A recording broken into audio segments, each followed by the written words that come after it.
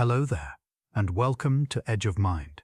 Tonight, we'll explore something that happens to you every single night, a state where your mind creates entire worlds while your body lies still. The science of lucid dreaming and what unfolds inside your brain during those mysterious hours of sleep. Most nights you dream without realizing it. Your mind generates scenes and stories, places and people, emotions and sensations that feel completely real in the moment. You walk through impossible landscapes, have conversations that make perfect sense until you wake up, experience things that couldn't happen in waking life, and through it all, you remain unaware that you're dreaming. But sometimes, something shifts. A small part of your awareness wakes up inside the dream itself, and you realize, while still asleep, that none of this is real. The dream continues, but now you're conscious within it. You can look around with genuine curiosity, make choices, even change what happens next. This is lucid dreaming, and it reveals something fascinating about consciousness itself. Understanding how this happens requires looking at what sleep actually does to your brain. Sleep isn't just rest, not simply your mind powering down for the night. It's an active process, a carefully orchestrated sequence of different brain states that cycle through the night in a precise pattern. And by the way, where are you watching from tonight? I'd love to see where in the world you're listening from in the comments. Your brain moves through several stages as you sleep, each one distinct in its electrical signature and purpose. The first stage is light sleep, a brief transition where you drift away from waking consciousness. Your muscles relax, your breathing slows, and your brain waves begin to change from the quick alert patterns of waking life to something slower and more rhythmic. Then comes deeper sleep, where your brain waves stretch out into long rolling patterns that look completely different from anything that happens while you're awake. This is when your body does most of its physical restoration, repairing tissues and strengthening your immune system. Your brain is quiet during these stages, not generating the vivid experiences we call dreams. But then, about 90 minutes after you fall asleep, something remarkable happens. Your brain suddenly becomes as active as it is when you're fully awake, maybe even more active in certain regions. Your eyes begin moving rapidly beneath your closed eyelids, darting back and forth as if watching something. Your breathing becomes irregular, your heart rate increases, and your brain starts generating the rich immersive experiences we know as dreams. This is REM sleep, named for those rapid eye movements that accompany it. And during REM sleep, your brain does something both protective and strange. It paralyzes most of your voluntary muscles, essentially disconnecting your motor cortex from your body. You can still breathe, and your heart keeps beating, but you cannot move your arms or legs or speak. This paralysis keeps you from acting out your dreams, from physically responding to the events unfolding in your mind. The dreams that emerge during REM sleep are unlike anything else your brain creates. They're vivid and emotional, often bizarre in ways that somehow feel natural while you're experiencing them. You might fly through the air, find yourself back in childhood, encounter people who've been gone for years, or navigate spaces that shift and transform around you. Logic doesn't apply the way it does in waking life, yet the dream maintains its own internal consistency. Neuroscientists have discovered that dreams aren't generated by a single brain region working alone. Instead, they emerge from a complex network of areas working together in ways that differ significantly from waking consciousness. The visual cortex becomes highly active, creating the images and scenes you perceive. The limbic system, which processes emotions, fires intensely and gives dreams their emotional weight and intensity. But here's what makes dreams feel so different from waking experience.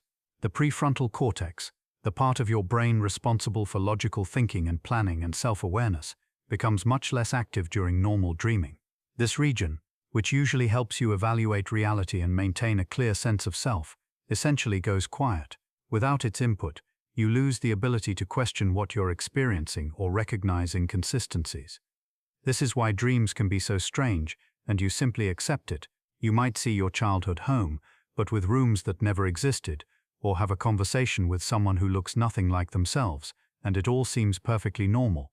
Your brain's reality-checking mechanisms are offline, so you flow through the dream without questioning its logic. The content of dreams often pulls from your recent experiences, weaving together fragments of memory with imagination in unpredictable ways. That person you saw briefly on the street might appear in your dream. A conversation from earlier in the day might replay with different words. Places blend together, creating hybrid spaces that feel familiar, yet impossible. But dreams aren't just random noise, not simply your brain processing information in a meaningless way.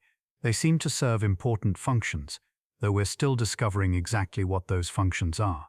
One clear role involves memory consolidation, the process of taking experiences from your day and integrating them into long-term storage.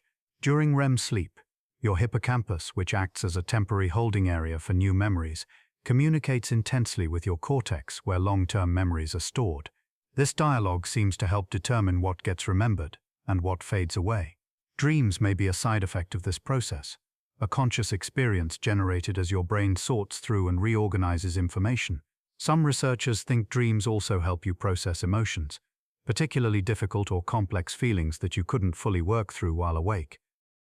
The high activity in emotional brain regions during REM sleep, combined with the reduced activity in the prefrontal cortex, might create a safe space for your mind to engage with challenging emotions without the usual constraints of logical thinking. This could explain why dreams often feel so emotionally intense, why you might wake from a dream with your heart racing or tears in your eyes, even if you can't quite remember what happened. Your brain was working through something, processing feelings in a way that's only possible when your usual mental filters are turned down. You cycle through REM sleep multiple times each night, with each period lasting longer than the one before. The first REM period might last just 10 minutes, but by morning you might spend 30 or 40 minutes in REM sleep during a single cycle. This is why your most vivid and memorable dreams often happen in the early morning hours, right before you wake up. Between these REM periods, you return to deeper stages of sleep, creating a rhythm that repeats throughout the night. Most people go through 4 or 5 complete cycles, moving from light sleep to deep sleep to REM and back again. Each cycle takes roughly 90 minutes, though this varies from person to person and changes throughout your life. This architecture of sleep, this carefully structured pattern of different brain states, appears to be essential for both physical and mental health. When it's disrupted, when you don't get enough REM sleep, or your cycles are interrupted, the effects show up quickly. Your mood suffers, your memory weakens, your ability to regulate emotions becomes impaired.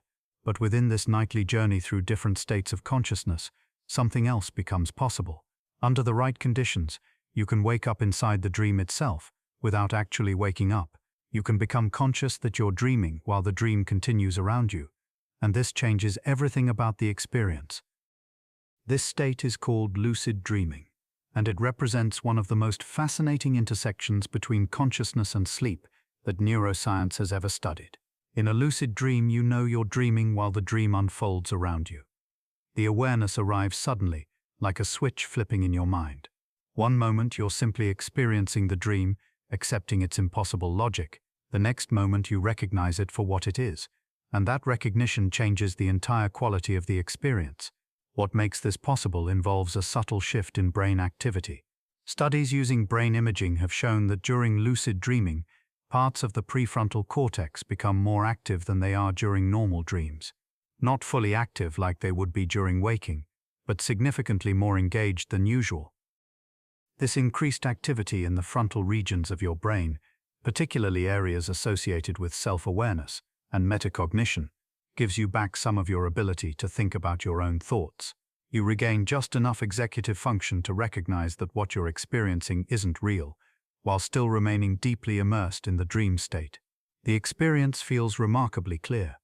Many people report that lucid dreams have a heightened quality of awareness, sometimes feeling even more vivid than waking life. Colors appear more saturated, details seem sharper, the sense of presence becomes intense, as if you're more fully there than you usually are in regular dreams. And because you know you're dreaming, the usual constraints of reality no longer apply. You can choose to fly, simply by deciding that flying is possible in this world. You can walk through walls, change the scene around you, or summon people and places just by intending them to appear. The dream world responds to your conscious will in ways that feel magical, yet they're happening entirely within the electrical activity of your sleeping brain. Not everyone experiences lucid dreams naturally. Some people have them frequently, even several times a week, while others might go years without a single lucid dream. But lucid dreaming is a skill that can be learned, and certain techniques can significantly increase the likelihood of becoming conscious within your dreams. One of the most reliable methods involves reality testing, a practice of checking whether you're dreaming throughout your waking day. The idea is simple but effective. Several times each day you pause and ask yourself whether you're dreaming, then look for signs that would reveal the dream state. You might try to push your finger through your palm, which would pass through in a dream but meet resistance while awake. You might look at text, look away, then look back to see if the words have changed, which they often do in dreams. You might try to remember how you got to where you are, since dreams rarely include clear memories of the moments leading up to the present. By making these checks a habit during waking life, you eventually perform them inside dreams as well.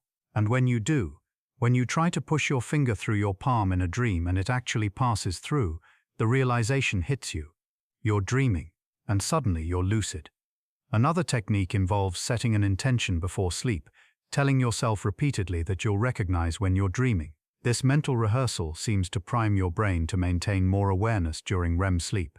Some people combine this with waking themselves after 5 or 6 hours of sleep, staying awake for a short period, then going back to bed with the specific intention to have a lucid dream. This method, called wake back to bed, takes advantage of the fact that REM periods are longer and more intense in the later part of the night. By briefly interrupting your sleep and then returning to it with heightened awareness, you increase the chances that some of that awareness will carry over into the dream state. The boundary between waking and sleeping holds other strange experiences beyond lucid dreaming. Sometimes consciousness emerges at the wrong moment, creating brief episodes where your mind wakes up but your body remains in the paralysis of REM sleep. This is sleep paralysis, and it can be deeply unsettling. You become aware that you're lying in bed, but you cannot move. You cannot speak. You can barely breathe beyond shallow breaths. Your body is completely frozen, locked in the same state that prevents you from acting out your dreams. During these episodes, which usually last only a few seconds to a couple of minutes, your brain might still be generating dream imagery, even though you're partially awake.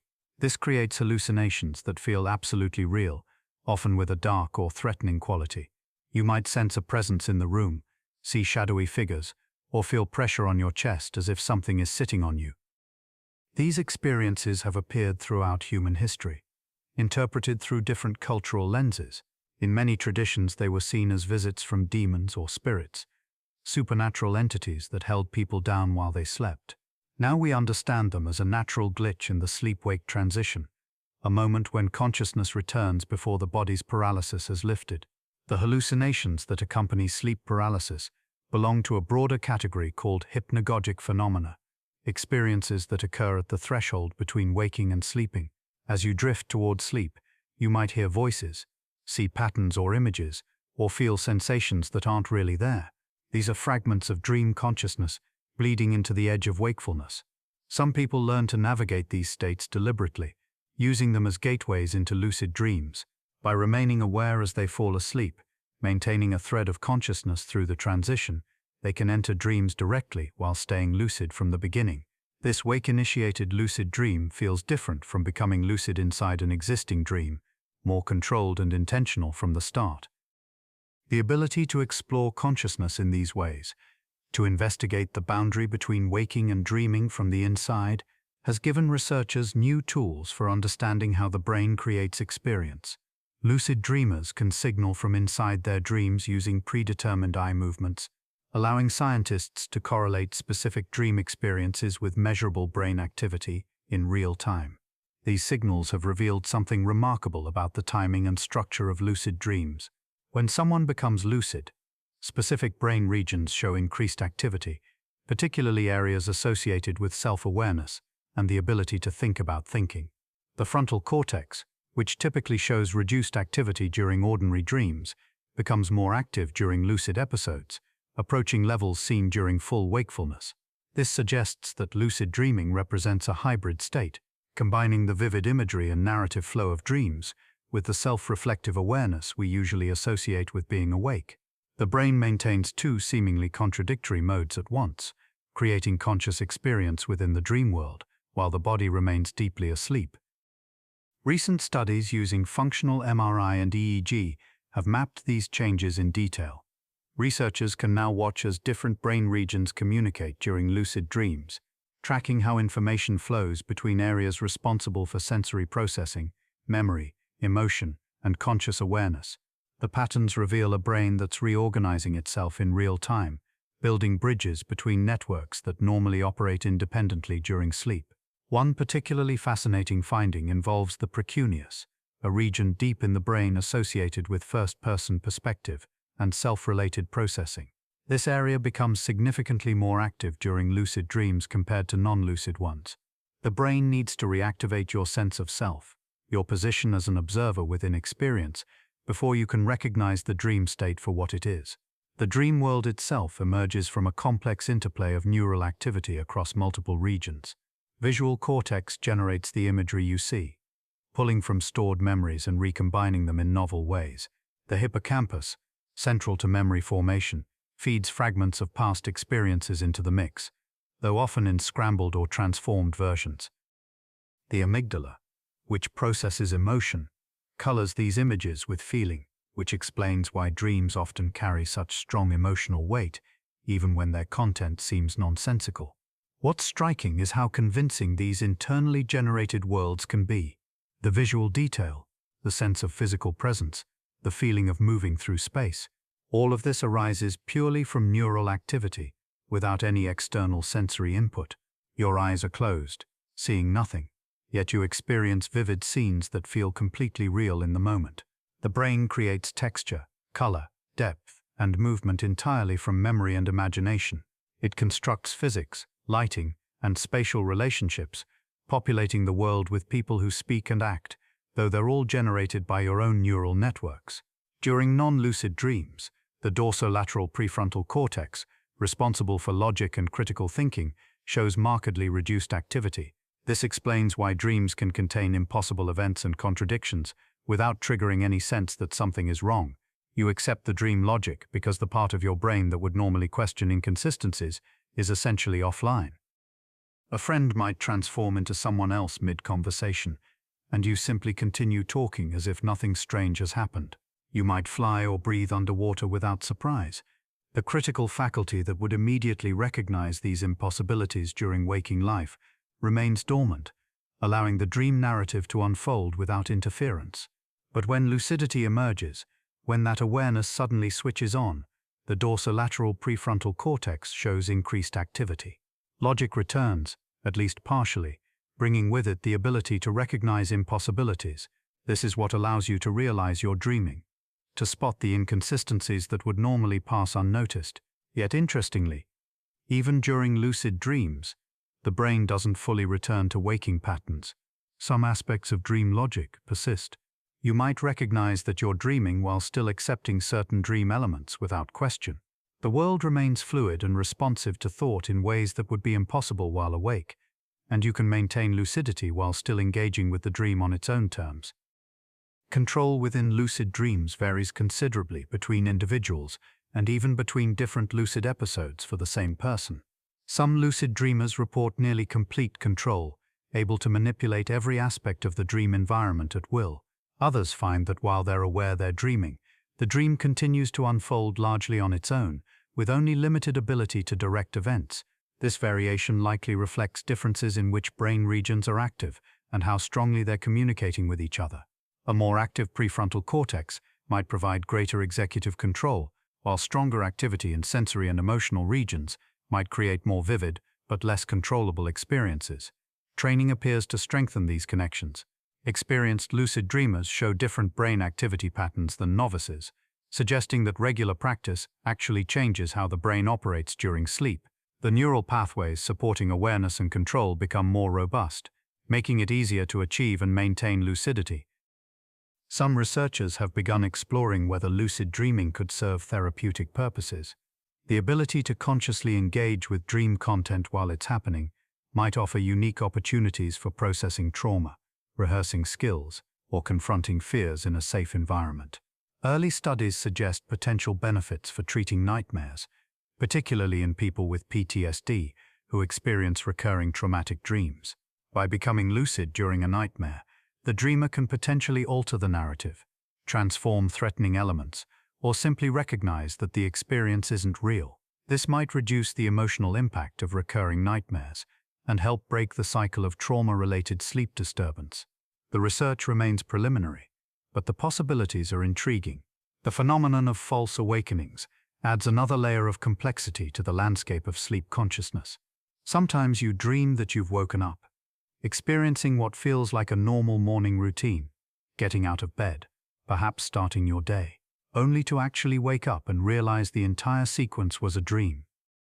These false awakenings can chain together, creating nested layers where you seem to wake repeatedly, each time believing you're finally awake until the next actual awakening reveals otherwise. False awakenings often occur during the same sleep cycles that produce lucid dreams, suggesting they emerge from similar neural states. The brain generates a convincing simulation of waking life, complete with familiar surroundings and routine activities. Sometimes these dreams include subtle oddities that might trigger lucidity if noticed. A clock showing impossible times, light switches that don't work properly, or text that changes when you look away and back. The relationship between memory and dreaming extends beyond just the source material for dream content.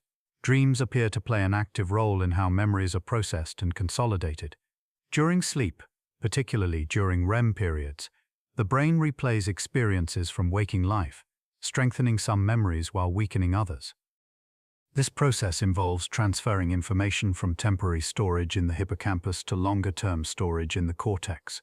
Dreams might represent a side effect of this memory processing, the conscious experience of watching as the brain sorts through recent experiences, extracting patterns and integrating new information with existing knowledge. Studies have shown that people who dream about a learning task they practiced before sleep often show improved performance when they wake.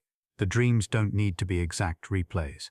Sometimes the task appears in transformed or symbolic form, woven into a larger narrative that seems unrelated. But the neural activity underlying the dream involves reactivating and strengthening the same circuits that were engaged during the original learning. This suggests that dreams serve a purpose beyond mere random neural noise.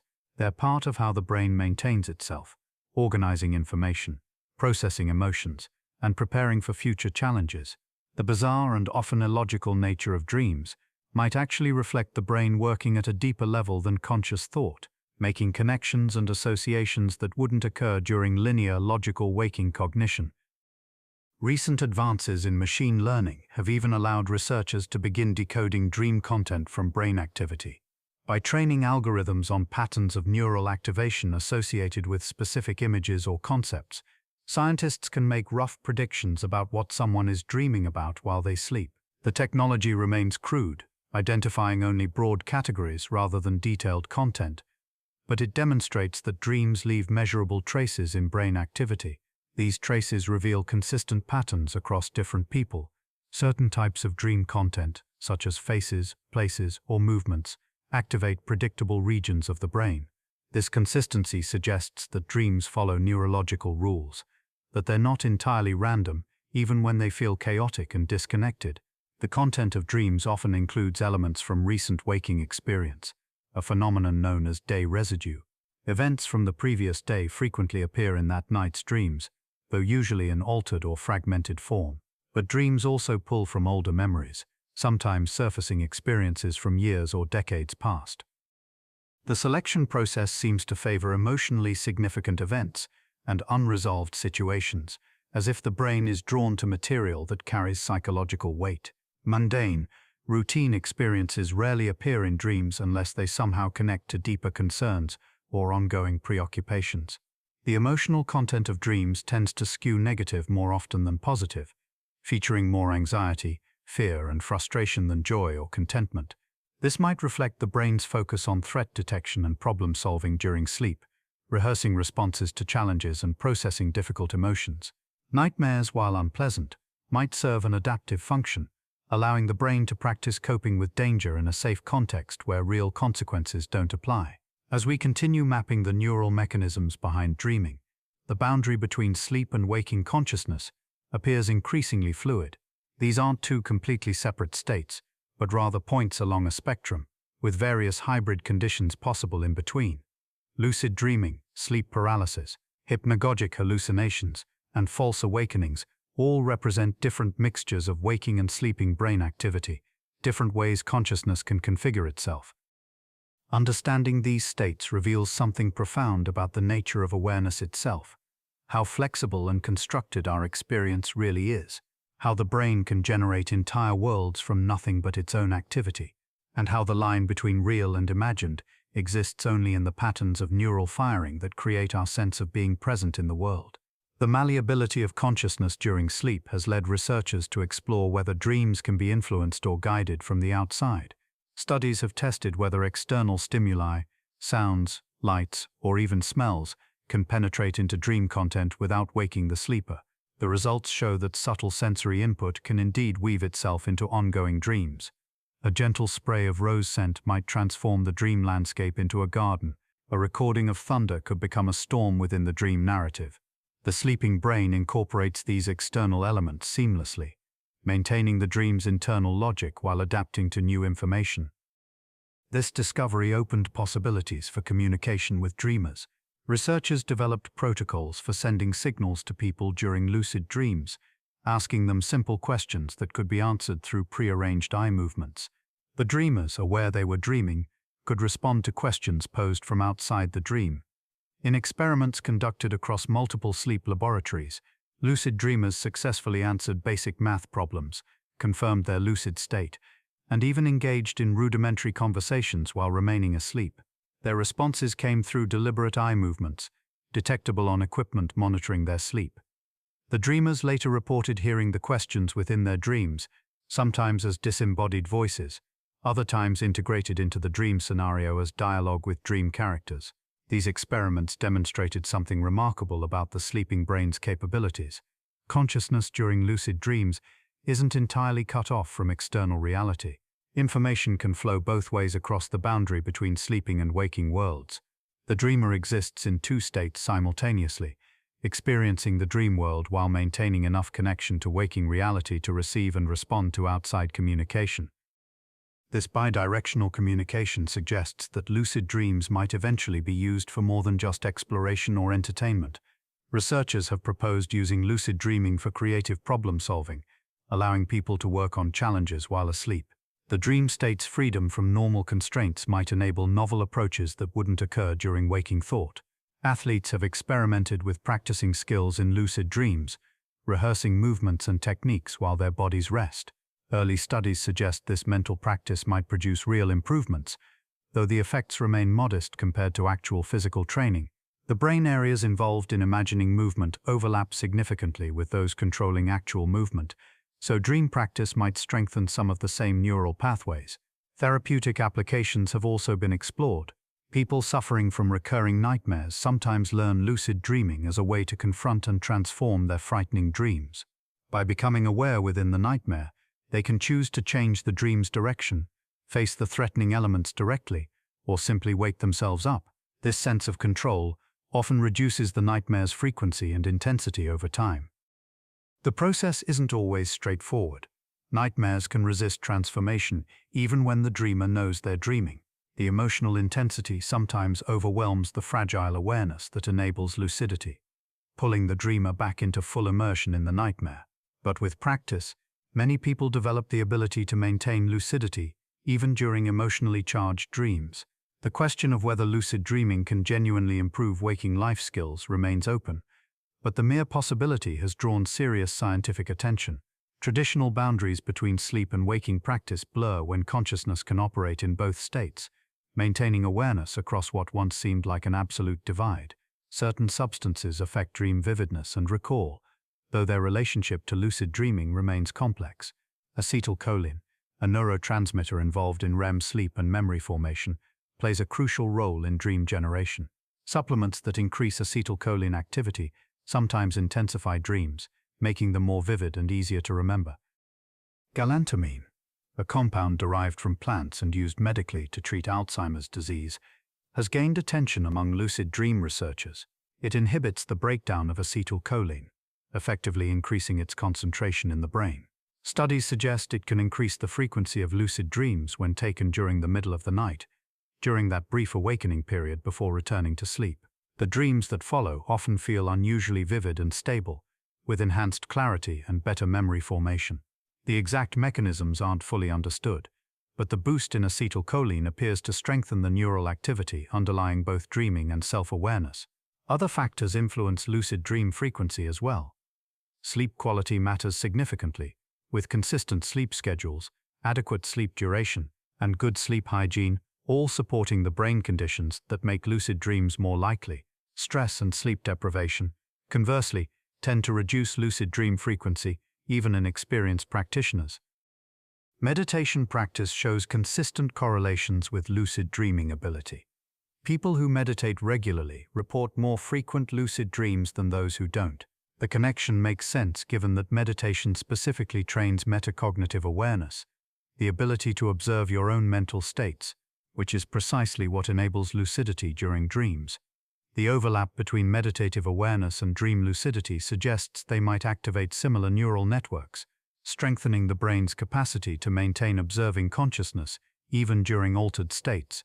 Both practices involve watching mental content without becoming fully absorbed in it, maintaining a witness perspective that stands slightly apart from immediate experience. Some researchers have explored whether lucid dreaming could accelerate the development of meditative skills, providing a practice ground for awareness training during the hours normally spent unconscious. The idea remains speculative, but the theoretical possibility intrigues those interested in consciousness development. The stability of lucid dreams varies considerably. Some lucid dreams last only seconds before awareness fades, or the dreamer wakes up, while others continue for what feels like extended periods. Measuring subjective time during dreams proves difficult, and the dreamer's estimate of duration doesn't always match the actual time spent in REM sleep. Maintaining lucidity requires a subtle balance of engagement and detachment. Too much excitement about being lucid often triggers immediate awakening, as the realization brings a surge of arousal that can pull you straight out of sleep. Learning to stay calm when lucidity dawns, accepting it without excessive reaction, helps extend the experience. Experienced lucid dreamers develop techniques for stabilizing dreams when they start to fade. Spinning in place, rubbing hands together, or focusing intently on dream objects can sometimes prevent the dream from dissolving. These actions seem to reinforce the brain's commitment to generating the dream environment, strengthening the sensory details that create the illusion of presence. The sensation of a dream collapsing feels distinctive. The environment loses coherence, details blur, colors fade, and the sense of being somewhere specific dissolves into formless void. Sometimes you wake directly from this dissolution, while other times you slip into non-lucid dreaming, the awareness vanishing as the dream reconstructs itself around you without your conscious participation. Sleep paralysis presents a different challenge for those experiencing it. The fear response activates before conscious reasoning can intervene. The amygdala, detecting the unusual state and generating threat signals, operates faster than the prefrontal cortex that might recognize the situation as harmless. By the time you remember that sleep paralysis is a known phenomenon, with a clear explanation, your heart is already racing and adrenaline is flooding your system. Some people experience sleep paralysis regularly, while others never encounter it. The condition appears more common during periods of sleep disruption, stress, or irregular sleep schedules. Sleeping on your back also seems to increase the likelihood, though researchers don't fully understand why body position would affect the timing of muscle atonia release. For those who experience it frequently, learning to recognize sleep paralysis as it begins can reduce the fear response. Understanding that the paralysis is temporary, that struggling makes it last longer, that relaxation helps it resolve more quickly. This knowledge provides some measure of control over an otherwise helpless situation. The boundary between these various states reveals consciousness as far more fluid than everyday experience suggests. Lucid dreams, sleep paralysis, hypnagogic hallucinations, and normal sleep aren't discrete categories, but rather different configurations of the same underlying neural systems, different ways the brain can organize awareness and perception. Each state demonstrates something about how consciousness operates. The flexibility, the constructed nature, the way experience emerges from patterns of neural activity that can shift and recombine in unexpected ways. Understanding these states illuminates not just sleep, but the fundamental nature of awareness itself. As research continues mapping these territories, new questions emerge about what consciousness can become, what states might be possible beyond those we currently know. The sleeping brain, far from being simply offline, reveals itself as a laboratory for consciousness, exploring possibilities that waking life never encounters. The ancient practice of dream yoga in Tibetan Buddhism approached lucid dreaming from a different angle than modern Western techniques, yet arrived at remarkably similar insights about the nature of consciousness. Practitioners spent years training themselves to maintain awareness through all states, waking and sleeping alike, treating dreams as opportunities to explore the constructed nature of experience. These traditions understood something that neuroscience is only now confirming. The boundary between dreaming and waking consciousness is thinner and more permeable than it appears, with both states involving the brain generating a model of reality that can be observed with the same awareness that notices thoughts during meditation. Modern research into lucid dreaming has begun exploring practical applications beyond simple curiosity. Athletes use lucid dreams to practice physical skills, and the brain appears to benefit from this mental rehearsal almost as much as from actual practice. The motor cortex activates during dreamed movements, strengthening neural pathways even without physical execution. Nightmare treatment represents another promising application. People suffering from recurring nightmares can learn to recognize them as dreams and either change the narrative or simply observe without fear. The technique shows particular promise for PTSD patients, offering a way to process traumatic memories within the safer context of known dreaming. Creative problem-solving also seems enhanced during lucid dreams. The unusual associations and loosened logic of dreaming, combined with the directed awareness of lucidity, creates conditions where novel solutions can emerge. Many artists and scientists throughout history have credited dreams with insights that eluded their waking minds. The phenomenon raises fascinating questions about consciousness itself. If you can be aware that you're dreaming while still dreaming, what does that suggest about the layers of awareness available to the mind? The observer watching the dream is itself part of the dream, yet somehow separate enough to recognize the dreaming state. This recursive quality, awareness aware of itself, points towards something fundamental about how consciousness operates. The brain doesn't just generate experience, it monitors and reflects on that experience, creating multiple levels of knowing that can operate simultaneously. Understanding these mechanisms illuminates not just sleep, but the entire spectrum of human consciousness. Each discovery about how dreams form and function reveals something about how the waking mind constructs its own version of reality.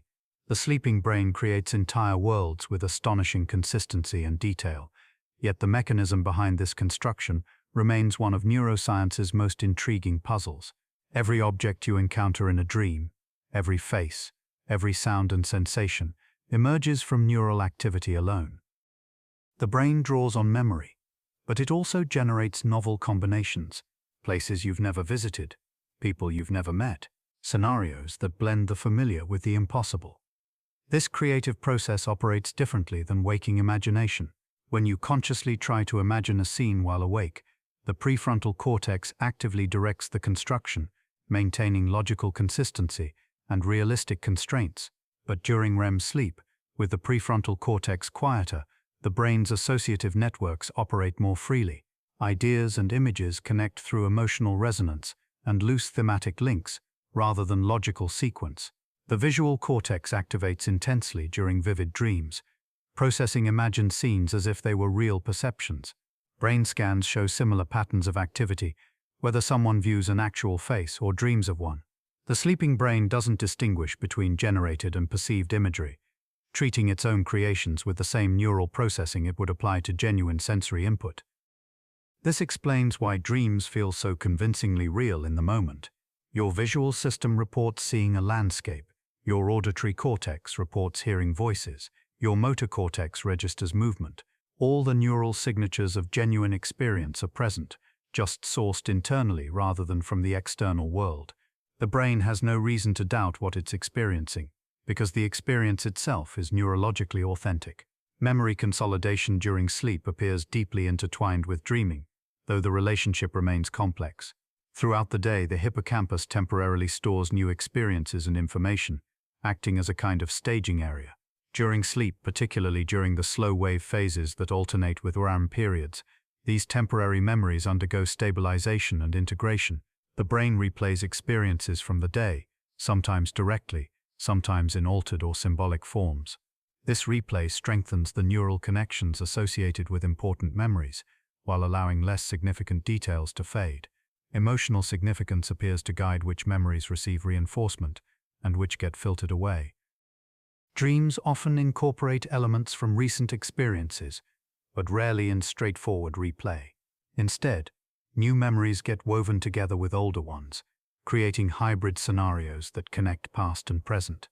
A conversation from yesterday might merge with a childhood memory, or a problem you're working on might appear disguised in metaphorical form. This blending serves a purpose beyond simple storage. By connecting new information with existing knowledge networks, the brain creates richer, more accessible memories. The associations formed during sleep, however strange they might seem, often reflect meaningful connections that help integrate new learning into your broader understanding. Scientists can strengthen specific memories by presenting subtle cues during sleep, sounds or smells, associated with particular learning tasks. The sleeping brain responds to these cues by reactivating and reinforcing the associated memories. Recall improves when tested after waking. The emotional processing that occurs during REM sleep appears particularly important for mental health. Dreams allow the brain to work through emotional experiences in a neurochemical environment quite different from waking. Norepinephrine, a stress-related neurotransmitter, drops to very low levels during REM sleep. This creates conditions where emotional memories can be processed without triggering the full stress response. This may explain why dreams often feel emotionally intense, yet somehow safer than waking anxiety. The same scenarios that would provoke strong stress reactions while awake can be explored in dreams with reduced physiological arousal. The emotional content gets processed and integrated, while the body remains relatively calm. People deprived of REM sleep show increased emotional reactivity and difficulty processing negative experiences. The lack of this processing time appears to leave emotional memories in a more raw, unintegrated state. Dreams serve as a form of overnight therapy, helping to metabolize the emotional content of daily life. The phenomenon of recurring dreams often reflects this processing function. The same dream appearing repeatedly, particularly after stressful or traumatic events, suggests the brain attempting to work through material it hasn't fully integrated. The dream recurs because the processing remains incomplete, the emotional memory still requiring additional work to reach resolution. When people successfully work through the underlying issue, either through therapy or natural healing, the recurring dream typically changes or stops. The brain no longer needs to return to that particular scenario. The emotional processing has reached completion. Nightmares represent an intensification of this same mechanism, emotional processing that becomes overwhelming rather than therapeutic. The content breaks through the usual dampening of stress responses during REM sleep, triggering genuine fear that can wake the sleeper. For people with PTSD, this system appears dysregulated, with traumatic memories intruding into dreams with full emotional force, rather than being processed gently. The default mode network, a collection of brain regions active during rest and internal thought, shows particular patterns during dreaming. This network, involved in self-referential thinking and memory integration, activates strongly during REM sleep. Dreams draw heavily on autobiographical memory and personal concerns. The content of dreams reflects this internal focus. Most dreams center on the dreamer and their relationships, concerns, and experiences. Even when dreams involve fantastical elements or impossible scenarios, they typically relate to personal themes and emotional preoccupations. The brain uses its downtime to work on its own concerns, rather than processing external information. This self-focused quality makes dreams deeply personal and often difficult to interpret from outside. The symbols and scenarios that appear meaningful to the dreamer might seem arbitrary to someone else. They draw on individual associations and memories. A dream about a childhood home might carry entirely different emotional significance for different people, depending on their personal history. The question of whether dreams carry specific meanings, whether they can be decoded or interpreted, has occupied human attention for millennia. Modern neuroscience suggests a middle ground between the view that dreams are meaningless noise and the idea that they contain hidden messages requiring interpretation. Dreams do reflect meaningful brain processes, memory consolidation, emotional processing, and creative association, but they don't encode these processes in a symbolic language requiring translation. The content emerges from how the brain organizes and connects information, not from any intentional message creation. This means dreams can reveal something about a person's concerns, memories, and emotional states, but not through symbolic decoding. Rather, the themes and patterns that appear across multiple dreams, the emotional tone, the recurring elements, these reflect what the brain is actively working on during sleep. Understanding your own dreams becomes less about interpreting specific symbols and more about noticing patterns over time. What themes keep appearing, what emotions recur, how dream content relates to waking concerns. This pattern recognition can offer genuine insight without requiring belief in universal dream symbols or hidden meanings. The creativity that emerges during dreams has inspired artists, scientists, and problem solvers throughout history. The loosened associations and reduced logical constraints of the dreaming state allow novel connections that waking thought might dismiss as unrealistic or impossible. Many breakthrough insights have arrived during dreams or in the hypnagogic state just before sleep. The chemist Auguste Kekule famously dreamed of a snake biting its own tail, leading to his discovery of the ring structure of benzene. Paul McCartney heard the melody for Yesterday in a dream. Mary Shelley conceived Frankenstein from a vivid nightmare. These examples suggest the dreaming mind can access creative solutions that elude more constrained waking thought. Recent studies show that REM sleep enhances the ability to find remote associations between concepts, exactly the kind of thinking required for creative insight. The brain during REM sleep excels at connecting ideas that seem unrelated, finding unexpected links between distant concepts. This enhanced associative thinking may explain why problems that seem impossible before sleep sometimes yield solutions after a night's rest. The sleeping brain explores the problem space differently than waking consciousness, trying combinations and connections that logical thought would reject. Sometimes these wild associations lead nowhere, but occasionally they reveal genuine solutions that waking logic overlooked. The integration of waking and sleeping consciousness, the recognition that both states contribute essential functions, points toward a more complete understanding of how the mind operates. Rather than viewing sleep as merely rest from waking activity, neuroscience increasingly recognizes it as a distinct mode of consciousness, with its own crucial purposes. The boundary between these states, already revealed as permeable through phenomena like lucid dreaming and sleep paralysis, continues to blur as research progresses. Each discovery about how the sleeping brain functions illuminates something about consciousness itself. The remarkable flexibility and creativity of neural systems that can generate such varied experiences from the same underlying biology. The practical applications of understanding sleep and dreaming extend far beyond academic curiosity. Sleep disorders affect millions of people, disrupting not just rest, but the essential processes that occur during dreaming. Conditions like narcolepsy, where REM sleep intrudes into waking hours, reveal how carefully the brain must regulate these states to maintain normal function. Narcolepsy demonstrates what happens when the boundaries between sleep stages break down. People with this condition experience sudden transitions into REM sleep during the day, sometimes accompanied by cataplexy, a sudden loss of muscle tone triggered by strong emotions. The muscle paralysis that normally protects sleeping bodies from acting out dreams appears at inappropriate times, causing collapses during waking hours. This condition illuminates the mechanisms that keep sleep stages properly separated in healthy brains. The orexin system, a network of neurons that helps regulate wakefulness and sleep transitions, functions abnormally in narcolepsy. Without proper orexin signaling, the brain struggles to maintain stable wakefulness or prevent REM sleep from breaking through at random moments. Other sleep disorders affect dreaming in different ways. Sleep apnea, where breathing repeatedly stops during sleep, fragments the sleep cycle so severely that people may never reach sustained REM periods. This disruption prevents the memory consolidation and emotional processing that occur during dreams, leading to cognitive difficulties and mood problems, even when total sleep time seems adequate. REM sleep behavior disorder creates the opposite problem from sleep paralysis. Instead of being unable to move when waking from REM sleep, people with this condition lack the normal paralysis during REM sleep itself. They physically act out their dreams, sometimes violently, creating danger for themselves and anyone sleeping nearby. The disorder occurs when the brainstem mechanisms that should suppress movement during REM sleep fail to activate properly. This condition often appears years before other symptoms of neurodegenerative diseases like Parkinson's. The same brain regions that regulate REM paralysis show early damage in these conditions. REM behavior disorder becomes a potential early warning sign.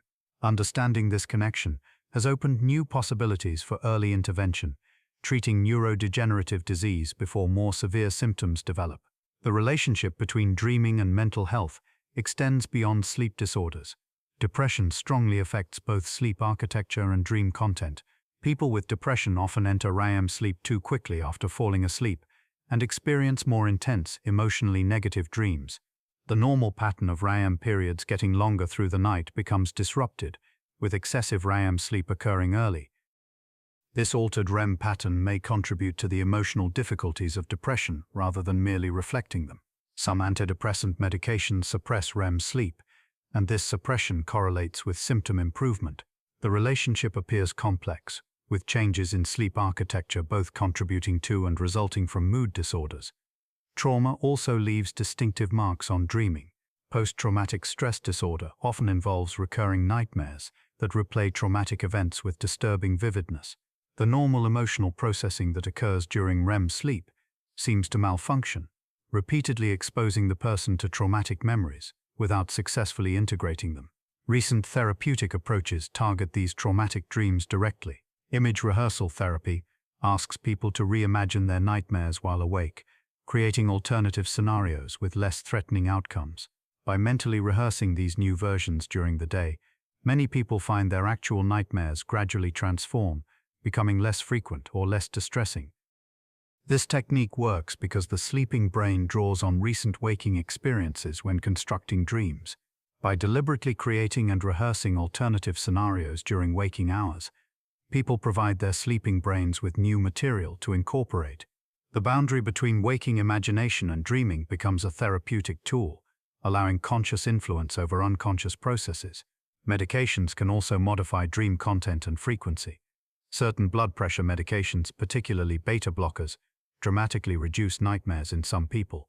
The mechanism remains unclear, but these drugs may dampen the emotional intensity of REM sleep, making dreams less vivid and frightening.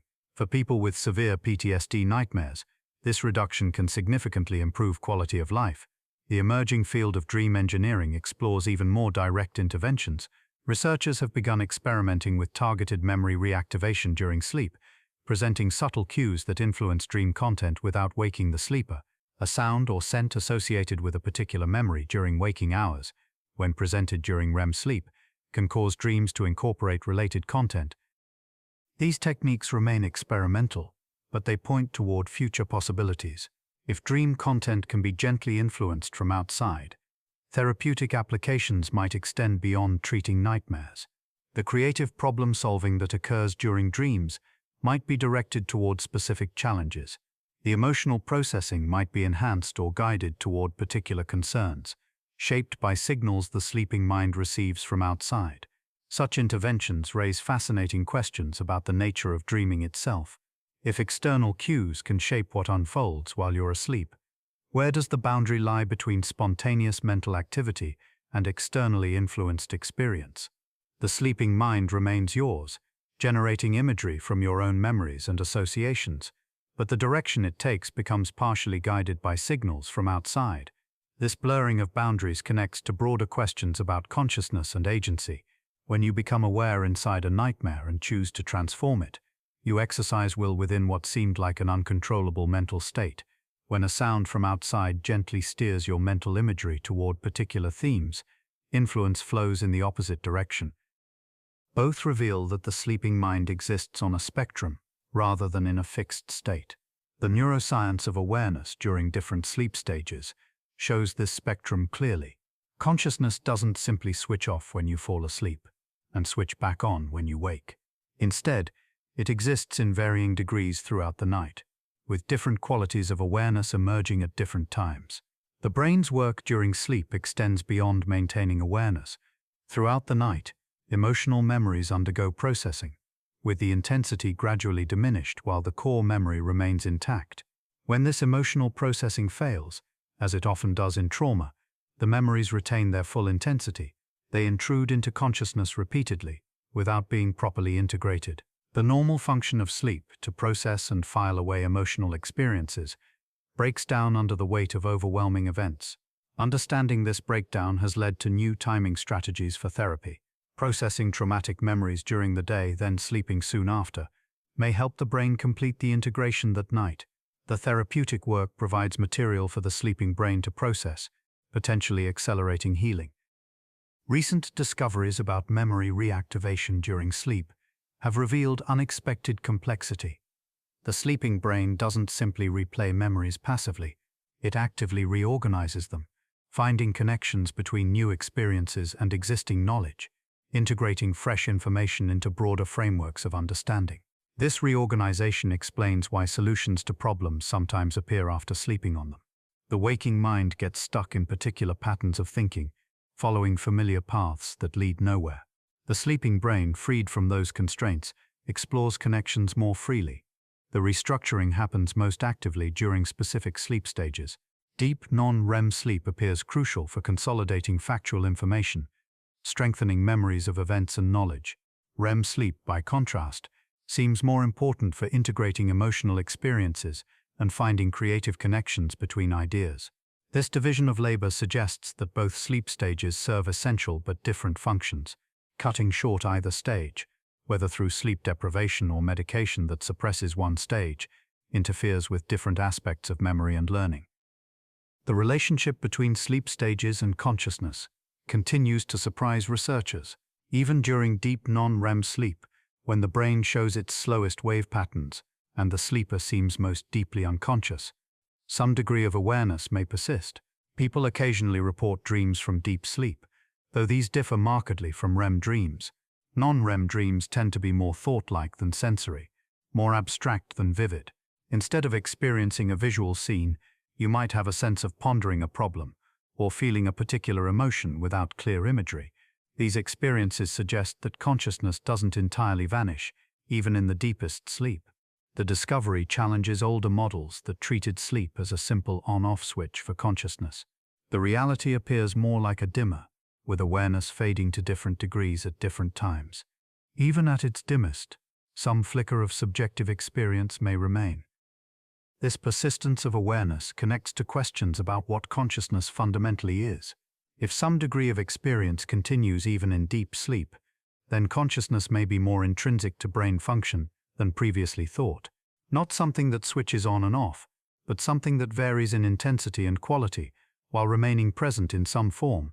The implications extend to other altered states as well. Anesthesia, coma, and various brain injuries all affect consciousness differently. Understanding how awareness persists through sleep in varying degrees may help researchers understand these other states more clearly. Meditation traditions have long claimed that consciousness can be maintained continuously through sleep, that with sufficient training you can remain aware even while the body sleeps deeply. Modern neuroscience has begun studying advanced meditators to test these claims. The results suggest something genuinely remarkable may be occurring. Long-term meditators show unusual patterns of brain activity during sleep, with some regions remaining more active than normal. Their sleep looks different at the neural level, as if awareness persists in a way it doesn't for most people. Whether this represents true continuous consciousness or something more subtle remains unclear. The subjective reports are difficult to verify objectively, but the neural differences are real and measurable, indicating that the relationship between sleep and awareness can be fundamentally altered through training. These findings about consciousness during sleep point towards something unexpected. The boundary between waking and sleeping states may be less absolute than it appears from the outside. What we call sleep might be better understood as a spectrum of different conscious states rather than unconsciousness itself. This perspective reshapes how we think about lucid dreaming. Instead of being an anomaly where consciousness suddenly intrudes into sleep, lucid dreams might represent a natural variation along the spectrum of sleep consciousness, a state where awareness simply brightens to a level that allows recognition of the dream state. The spectrum model helps explain why lucidity comes in degrees. Some lucid dreams involve only dim awareness that you're dreaming, while others feel as clear as waking consciousness, or even clearer. The intensity of awareness varies continuously, rather than switching between discrete states. Neuroscience has started mapping this spectrum, by measuring brain activity during lucid dreams of varying clarity. Higher degrees of lucidity correspond with increased activity in frontal regions, the same areas that support self-awareness during waking. The more active these regions become, the more clearly the dreamer recognizes their situation. This correlation suggests that lucid dreaming emerges when frontal regions reactivate during REM sleep, bringing online the neural circuits that normally support reflective awareness. The degree of reactivation determines how lucid the dream becomes. Understanding this mechanism has practical implications for inducing lucidity. Techniques that somehow stimulate frontal regions during REM sleep should increase the likelihood of lucid dreams. Some researchers have explored this possibility using gentle electrical stimulation applied to the scalp during sleep. The method, called transcranial alternating current stimulation, delivers weak electrical currents at specific frequencies. When applied during REM sleep at frequencies associated with frontal activity, it appears to increase the occurrence of lucid dreams. The stimulation seems to nudge frontal regions toward waking patterns of activity without fully waking the sleeper.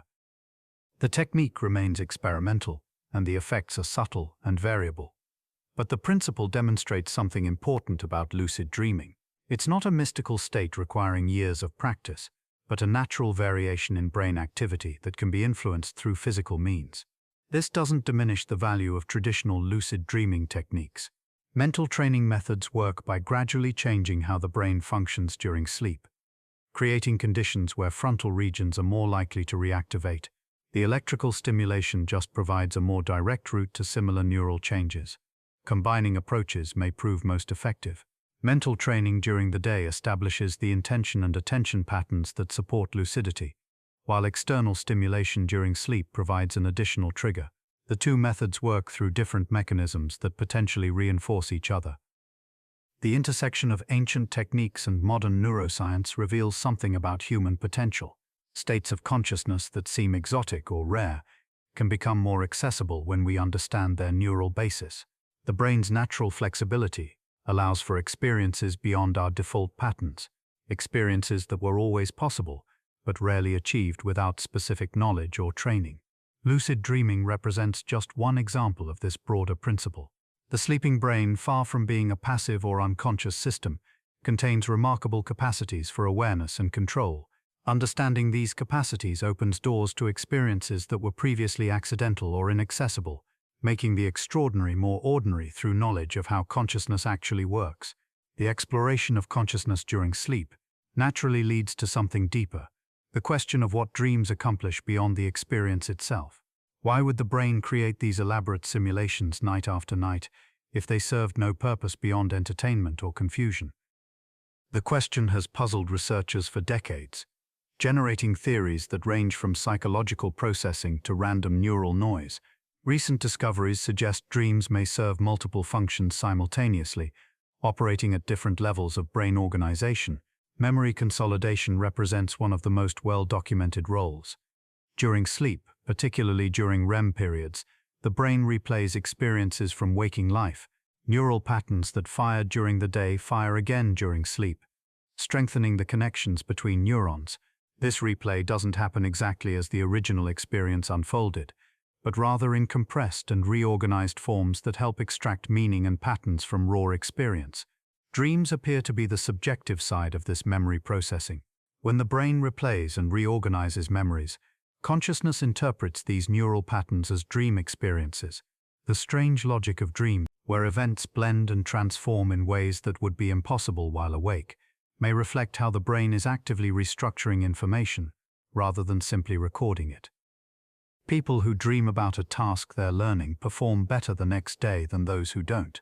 The improvement correlates specifically with dreaming about the task, not just with sleeping. Something about experiencing the task in dream form, even in fragmented or distorted ways, enhances the learning process. The mechanism seems to involve extracting general principles from specific experiences. While awake, you might practice a specific sequence of movements or solve particular problems. During sleep, the brain identifies patterns across multiple instances, building more abstract representations that transfer to new situations. Dreams provide a space where these abstractions can form without the constraints of physical reality. This explains why dream content often feels loosely related to waking concerns without directly replaying them. You might dream about being lost in a building after spending the day navigating a new city, or dream about taking an exam years after finishing school, when facing an important presentation. The brain isn't replaying the specific event, but working with the underlying patterns and emotional themes. Emotional processing represents another crucial function. Dreams often involve intense emotions, sometimes more intense than waking life. Fear, joy, sadness, and confusion weave through dream narratives in ways that feel significant, even when the specific content seems random. The emotional intensity suggests the brain is actively working with emotional material during sleep. REM sleep helps integrate emotional experiences, particularly difficult or traumatic ones. The process appears to involve reactivating emotional memories, while stress hormones remain suppressed. This allows the brain to work with emotionally charged material, without triggering the full stress response that would occur while awake. The result is a gradual reduction in the emotional intensity attached to memories. Events that felt overwhelming when they first occurred become more manageable through repeated processing during dreams. The memories remain, but the emotional charge diminishes. You can recall the experience without being flooded by the original feelings. This mechanism explains why dream content often involves troubling or confusing scenarios. The brain isn't creating these scenarios to torment you, but rather working through material that needs emotional processing. The strange transformations that occur in dreams may represent different ways of approaching the same emotional themes, testing various perspectives and responses. When this emotional processing is disrupted, mental health can suffer. People with PTSD often experience nightmares where traumatic memories replay without resolution, suggesting the normal processing mechanism has become stuck. The emotional intensity doesn't diminish through repeated dreaming, because the stress response remains active even during sleep, preventing the integration that normally occurs. Understanding this function has led to new therapeutic approaches. Some treatments specifically target dream content, helping people rehearse different outcomes while awake, so these alternatives can be integrated during sleep. Others focus on reducing the stress response during sleep itself, allowing the natural processing mechanisms to function more effectively. Beyond memory and emotion, dreams may serve a more fundamental role in maintaining brain function. The sleeping brain doesn't rest in any simple sense, but rather engages in active maintenance and reorganization. Dreams might represent the subjective experience of this maintenance work, like watching a city's infrastructure being repaired and updated while the regular activities pause. One intriguing idea suggests that dreams help prevent the brain from becoming too rigidly organized around waking patterns. By generating novel combinations and scenarios, dreams maintain the flexibility needed for creative thinking and adaptation.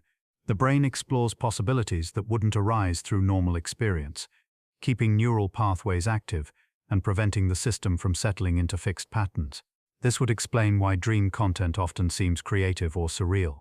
The brain isn't trying to simulate reality accurately, but rather exploring variations and combinations that stretch beyond normal boundaries. These explorations might not produce useful ideas most of the time, but they maintain the capacity for unusual connections that occasionally prove valuable. The relationship between dreams and creativity has been noted throughout history.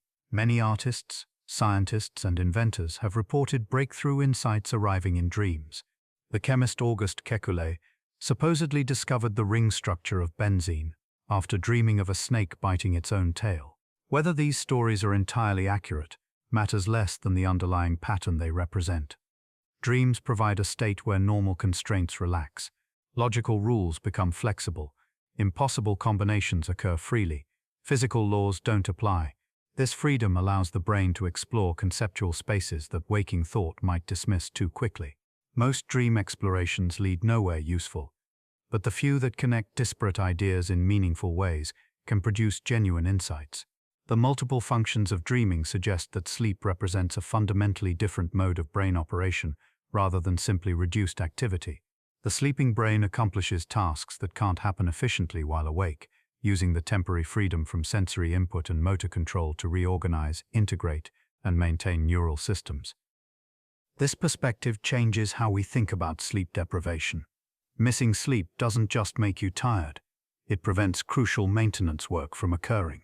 Memories don't consolidate properly, emotional processing gets disrupted, and neural flexibility decreases.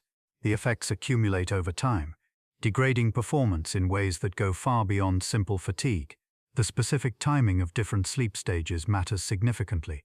Deep sleep earlier in the night appears particularly important for certain types of memory consolidation, while REM periods later in the night handle different processing tasks.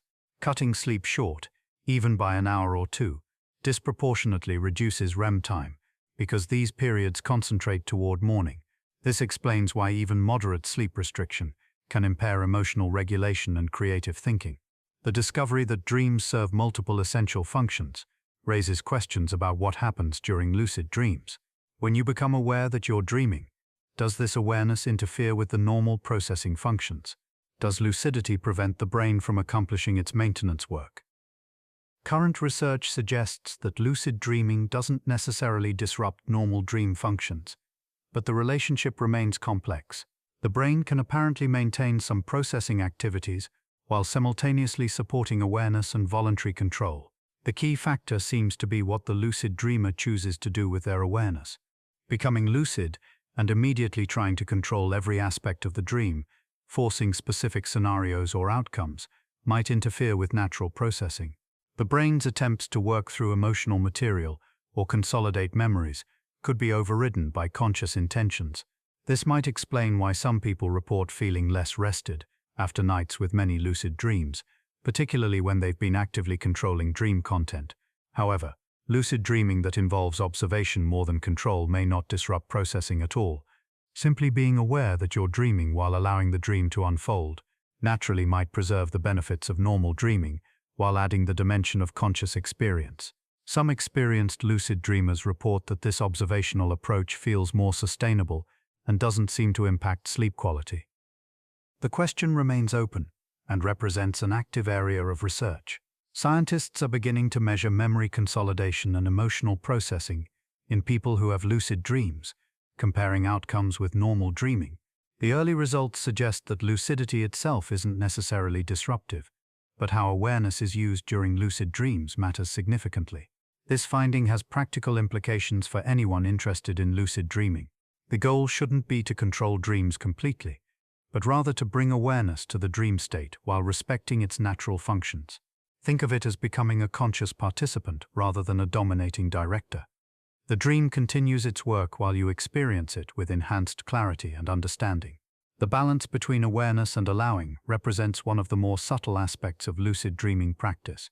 It requires developing a kind of attentive presence that observes without constantly interfering. This skill parallels certain meditation practices, which may explain why meditation training often correlates with increased lucid dreaming frequency.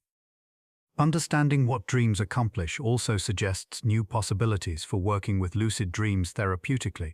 If dreams naturally process emotional material, lucid awareness during this processing might enhance therapeutic benefits. You could observe how the brain is working with difficult experiences, gaining insights that remain hidden during normal dreaming. Some therapists have begun exploring this possibility with clients who experience recurrent nightmares. Teaching lucid dreaming techniques allows people to recognize when nightmares begin and either transform the content or simply observe it with the knowledge that it's a dream. The combination of awareness and reduced fear appears to help break the cycle where nightmares perpetuate themselves through continued emotional intensity. The therapeutic applications extend beyond nightmares. Lucid dreaming might offer ways to work with anxiety, depression, and other conditions where sleep and dreaming become disrupted. By bringing conscious awareness to dream states, people could potentially influence how their brains process emotional material, though this application remains largely experimental. What emerges from understanding dream function is a picture of sleep as an active, essential process, rather than passive rest. The brain during sleep accomplishes work that shapes waking consciousness in fundamental ways. Dreams represent the visible surface of this work, the subjective experience of neural processes that operate largely outside awareness. This perspective elevates the importance of protecting and prioritizing sleep. The hours spent sleeping aren't time stolen from living, but rather time invested in maintaining the systems that make waking consciousness possible. Dreams aren't meaningless noise. They're meaningful signals of the brain's ongoing efforts to learn, adapt, and integrate experience into coherent understanding. Lucid dreaming fits into this framework as a unique state where consciousness operates in two modes simultaneously. The dreaming brain continues its processing work, while awareness observes and sometimes participates. This dual nature makes lucid dreams particularly valuable for understanding consciousness itself, revealing how awareness can exist in multiple forms within the same neural substrate. Recent neuroscience has begun mapping what happens in the brain during the transition from normal to lucid dreaming. The shift involves increased activity in specific regions, particularly areas associated with self-awareness and metacognition. These regions typically remain quiet during normal REM sleep, but when lucidity emerges, they activate while the dream continues. This activation pattern suggests that lucid dreaming represents a hybrid state, combining features of both sleeping and waking consciousness. The brain maintains the vivid imagery and emotional intensity of dreaming, while engaging the reflective awareness more typical of waking thought, neither fully asleep nor awake. The lucid dreamer occupies a middle ground that reveals new possibilities for conscious experience. One fascinating discovery involves the stability of this hybrid state. Brain imaging shows that lucid dreams can be maintained for extended periods, sometimes lasting many minutes of real time. During these periods, the neural signature remains consistent, suggesting that the brain can sustain this unusual combination of sleeping and waking features without immediately collapsing back into normal dreaming or waking up. The stability varies considerably between individuals. Some people maintain lucidity easily once achieved, exploring dream environments for what feels like long stretches of time. Others find lucidity fleeting, lasting only seconds before either waking or returning to normal dreaming. This variability appears related to practice and possibly to underlying differences in brain structure or function. Understanding these neural patterns has practical implications for inducing lucid dreams. If specific brain regions need to activate while others remain in sleep mode, techniques that target this selective activation might prove most effective. This insight has led researchers to explore methods that gently stimulate particular brain areas during REM sleep, attempting to trigger the neural signature of lucidity. Some experimental approaches use mild electrical stimulation applied to the scalp during REM periods. Early results suggest this can increase the likelihood of lucid dreaming, though the technique remains far from practical for home use. The research demonstrates that lucidity has a measurable neural basis that can potentially be influenced from outside. These findings also illuminate why certain mental states during waking hours correlate with increased lucid dreaming. Meditation practices that strengthen metacognitive awareness appear to make the neural patterns of lucidity more accessible during sleep. The brain becomes more practiced at activating self-reflective awareness, making it easier for this activation to occur even during dreams. The relationship between waking practice and dreaming experience suggests that consciousness during sleep isn't entirely separate from waking consciousness. Skills and capacities developed while awake can transfer into dreams, blurring the boundary between these states. This transfer works in both directions, as insights gained during lucid dreams often carry back into waking life with surprising clarity and emotional impact. The relationship between waking practice and dreaming experience suggests something quietly remarkable about consciousness during sleep. Skills and capacities developed while awake can transfer into dreams, blurring the boundary between these states in ways that feel almost seamless. This transfer works in both directions, as insights gained during lucid dreams often carry back into waking life with surprising clarity and emotional weight. The phenomenon of dream characters presents another fascinating dimension to understanding consciousness during these states. People who become aware within their dreams often report encountering other figures, dream characters who seem to have their own personalities, motivations, and responses that feel entirely independent. These encounters raise intriguing questions about the nature of consciousness and how the mind creates the experience of other beings. Dream characters behave in ways that can surprise the dreamer. Even when the dreamer knows they're dreaming, they speak words the dreamer didn't consciously plan, express emotions that feel genuine, and sometimes respond to questions with answers that seem to come from somewhere beyond conscious thought. This suggests that different parts of the mind can operate somewhat independently during these states, creating the experience of interaction with seemingly separate beings who possess their own inner lives. Some researchers propose that dream characters represent different aspects of the dreamer's own psyche, fragments of personality or memory that take on autonomous form within the dream environment. Others suggest they might emerge from the brain's social simulation systems, the same neural networks that help us predict and understand other people's behavior during waking hours. These systems continue operating during sleep, generating convincing simulations of social interaction that feel remarkably real. The experience of conversing with dream characters can feel startlingly genuine. They maintain eye contact, respond to questions, and sometimes say things that feel profound or meaningful in ways the dreamer finds difficult to dismiss as mere random neural activity. This quality has made dream character interactions particularly interesting to those studying consciousness and the sense of self, revealing something about how the mind constructs the boundary between self and other. One line of research examines what happens when lucid dreamers deliberately engage with dream characters, asking them questions or requesting specific information. The responses vary widely, from nonsensical to surprisingly coherent, and sometimes dream characters seem to resist the dreamer's attempts to control them. They maintain their own apparent autonomy, even when the dreamer knows the entire scene is self-generated, revealing something profound about how consciousness constructs experience.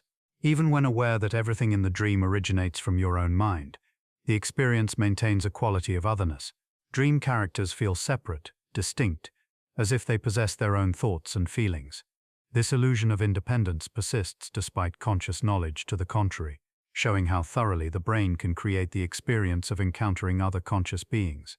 The phenomenon connects to broader questions about how the mind creates the sense of self and other during waking hours. The boundary between self and not self might be more fluid than everyday experience suggests, a construction maintained by specific neural processes rather than a fundamental feature of consciousness itself. Dreams reveal this construction by showing how easily the mind generates experiences of encountering others, complete with the feeling that they exist independently. Another remarkable aspect involves the sensation of physical touch within lucid dreams. Despite knowing intellectually that the dream body isn't real, that no actual physical contact is occurring, the experience of touch feels convincingly tangible. Running your hand along a dream wall produces sensations of texture and temperature, while picking up a dream object creates the feeling of weight and solidity that mirrors waking experience.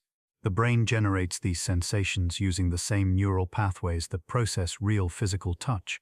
During the dream, sensory cortex areas activate as if responding to actual stimulation, creating experiences that feel indistinguishable from waking sensations.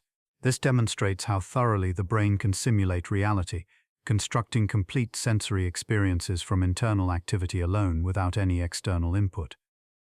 The vividness of dream sensations varies between individuals and between different dreams. Some lucid dreamers report that touch in dreams feels muted or strange compared to waking sensation, while others describe it as equally vivid or even more intense. The difference might relate to how strongly the relevant brain regions activate during the dream, or to individual variations in how the brain processes sensory information during sleep. Taste and smell in dreams present their own peculiarities. Many people report these senses functioning less reliably than sight and sound during dreams, with food that appears visually but tastes bland or strange when eaten.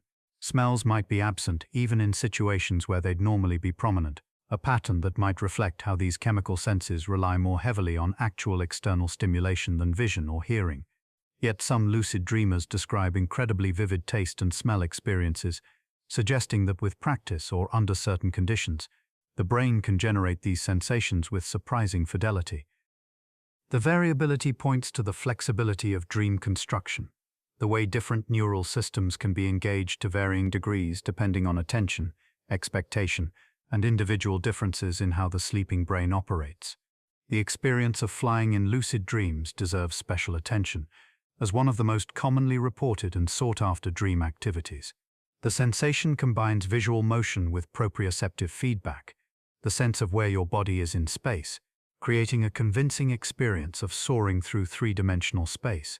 During flight, the dream brain generates feelings of movement, balance, and spatial orientation that feel entirely real despite the absence of any actual motion.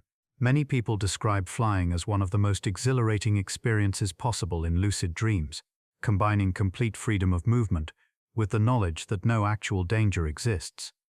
The physics of dream flight vary widely, with some people flying by swimming through the air, others by simply willing themselves upward, and still others by running and jumping with dream physics that allow sustained flight through impossible means. The ease of flying within lucid dreams appears to improve with practice. New lucid dreamers often struggle to achieve or maintain flight, finding themselves falling or unable to gain altitude despite their intentions. Experienced lucid dreamers typically report more reliable control, suggesting that the brain learns patterns of neural activation that produce stable flight sensations over time. This learning process mirrors how physical skills develop through practice, even though no actual physical movement is occurring. The question of pain in dreams introduces another dimension to understanding dream sensation. Most people report that pain in dreams feels different from waking pain, often less intense or more easily dismissed, a difference that might serve a protective function. This reduced pain response prevents dream experiences from causing unnecessary suffering or disrupting sleep through stress responses that would wake the sleeper. However, some individuals do experience vivid pain in dreams, particularly in nightmares or during sleep paralysis episodes. The variation suggests that pain perception during sleep exists on a spectrum, modulated by factors that aren't yet fully understood. The brain's ability to reduce or eliminate pain during dreams while maintaining other sensations demonstrates sophisticated control over which experiences get generated, how intensely they register. Time, like other aspects of experience, emerges from neural processes rather than being directly perceived, and dreams reveal this by showing how temporal experience can be generated in the absence of external time cues. These explorations of dream sensation, character interaction, and temporal experience all point toward a deeper understanding of consciousness as a constructed phenomenon. The brain during sleep generates complete worlds of experience using the same basic neural machinery that produces waking consciousness, but operating under different constraints and with different inputs. The result is a state that feels fully real while it's happening, complete with sensations, interactions, and the passage of time. The study of lucid dreaming has also revealed something unexpected about the relationship between different brain regions during sleep. In normal REM sleep, the prefrontal cortex remains relatively quiet while sensory and emotional areas show high activity. During lucid dreams, however, the prefrontal regions activate more strongly while the dream continues, creating a hybrid state that combines features of both sleeping and waking consciousness in ways that seem almost contradictory. This hybrid activation pattern shows up clearly in brain imaging studies. Researchers using functional MRI and EEG measurements have observed that lucid dreamers display increased activity in areas associated with self-awareness and metacognition, the ability to think about one's own thinking. These regions activate while the person remains physiologically asleep, with all the characteristic markers of REM continuing unchanged beneath the surface. The discovery suggests that consciousness exists on a spectrum, rather than as a simple switch between sleeping and waking. Lucid dreaming represents a middle ground, a state where awareness and reflection emerge within the dream while the fundamental sleeping state persists. The brain achieves something remarkable here, maintaining two seemingly incompatible conditions simultaneously without disrupting either one. This finding has implications for understanding consciousness itself. If the brain can generate self-aware consciousness during sleep, it demonstrates that awareness doesn't require waking sensory input or full activation of all brain systems. The essential components of conscious awareness can function even when disconnected from external reality and operating on internally generated content, suggesting that consciousness is more flexible and adaptable than everyday experience might suggest.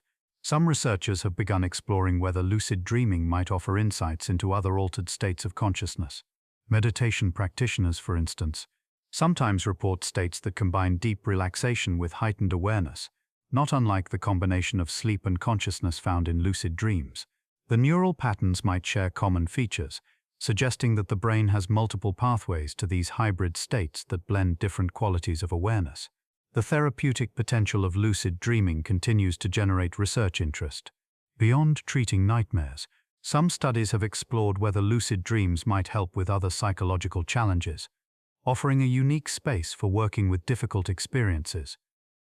People dealing with phobias have used lucid dreams to practice confronting feared situations in a safe environment where they know nothing can actually harm them, gradually building confidence that carries over into waking life. Others have used lucid dreaming to rehearse difficult conversations or practice skills they're trying to develop. The results remain preliminary, but they suggest that the conscious control available during lucid dreams might extend beyond simple exploration. The dreaming mind, when aware of itself, gains access to powerful tools for working with fears, practicing behaviors, and exploring psychological patterns in ways that feel safe and contained. Athletes and musicians have reported using lucid dreams for mental rehearsal, practicing movements and techniques while asleep. The brain during dreams activates many of the same motor planning regions that engage during actual physical practice, potentially making dream practice neurologically similar to real-world rehearsal. The difference is the absence of physical feedback, but the neural patterns themselves follow similar pathways, suggesting that the practice might have real benefits for skill development.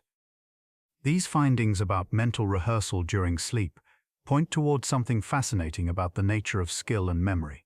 The sleeping brain doesn't simply replay experiences passively, it actively processes them, reorganizing neural connections and strengthening patterns that might prove useful later.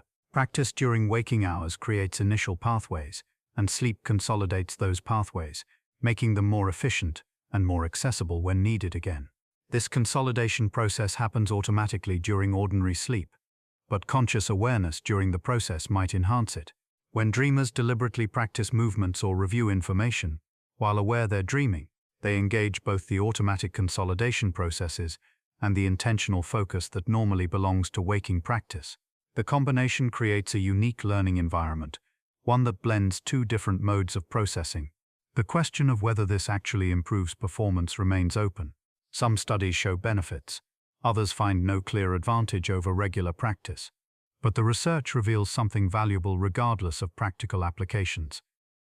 It shows that the boundary between sleeping and waking isn't as absolute as it seems. Skills, memories, and even conscious intention can cross that boundary in both directions, suggesting that these two states exist on a continuum rather than as separate worlds. Recent investigations have explored whether people can communicate from inside dreams, sending signals to researchers while remaining asleep. The idea sounds impossible at first, but the discovery that eye movements during dreams correspond to actual eye movements opened an unexpected channel. Dreamers who know they're dreaming can move their eyes in predetermined patterns, creating a simple code that researchers can detect and decode.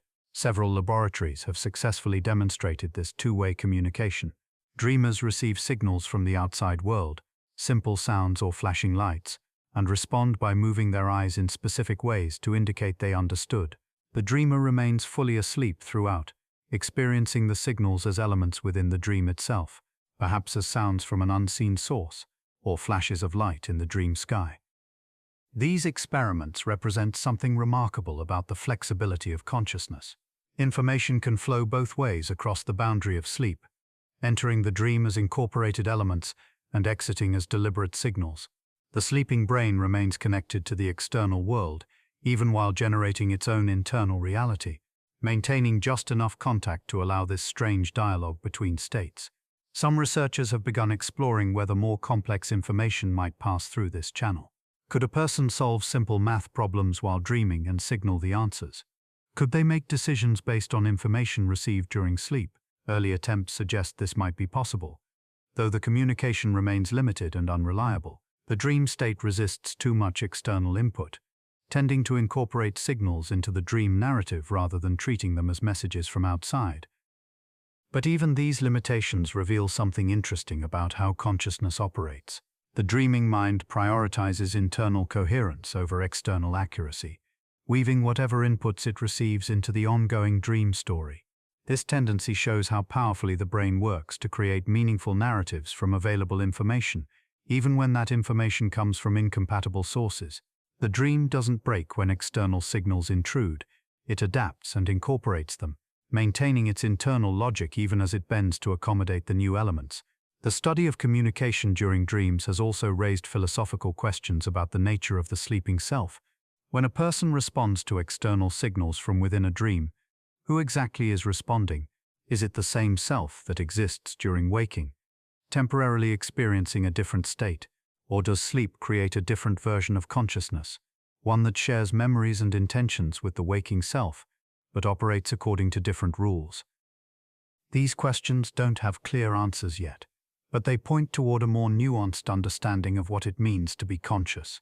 Rather than a single unified self that either exists or doesn't, consciousness might be better understood as a collection of processes that can combine in different ways. Sleep and waking represent different combinations, different configurations of the same underlying systems, each creating a distinct mode of being that feels complete and coherent from the inside. The therapeutic applications of lucid dreaming continue to expand as researchers discover new possibilities. Some therapists have begun using lucid dream training to help people work with trauma, creating a space where difficult memories can be approached with the knowledge that they're happening in a dream.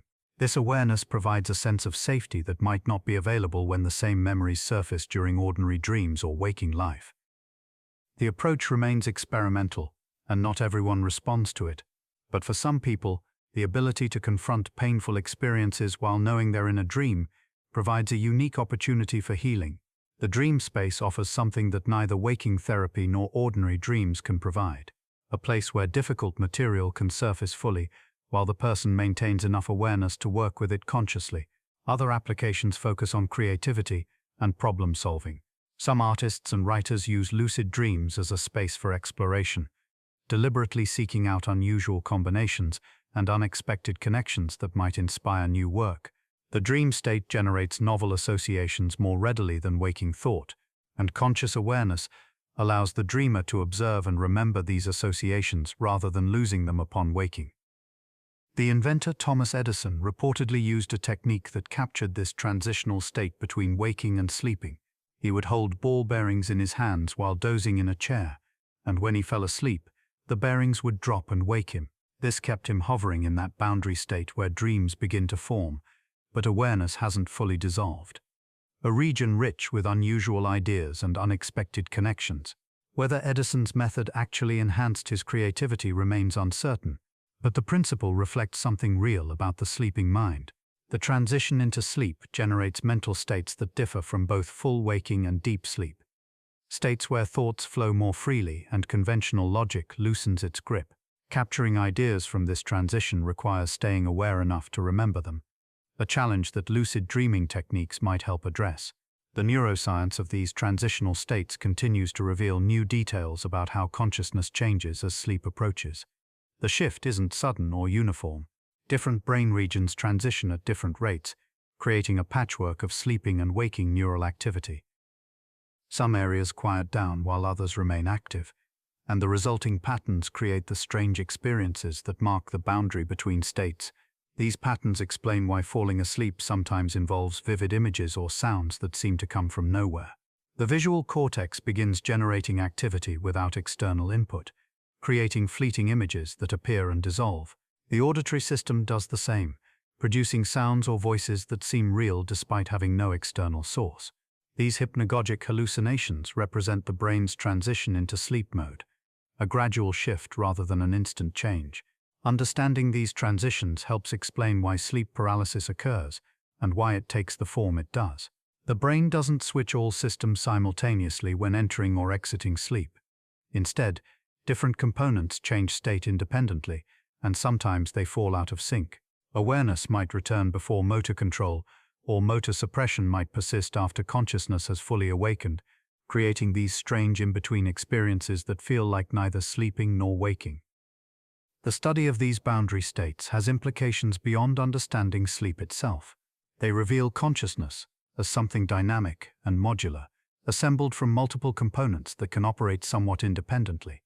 This modular nature explains how different states of consciousness become possible, each representing a different configuration of the same basic systems, each creating a distinct mode of experience. Lucid dreaming represents one such configuration, a state where awareness and self-reflection emerge within the sleeping brain. But it's not the only unusual configuration possible. Meditation, flow states, and various other altered states likely represent their own unique patterns of neural activity. their own ways of combining the brain's components into something that differs from ordinary waking consciousness.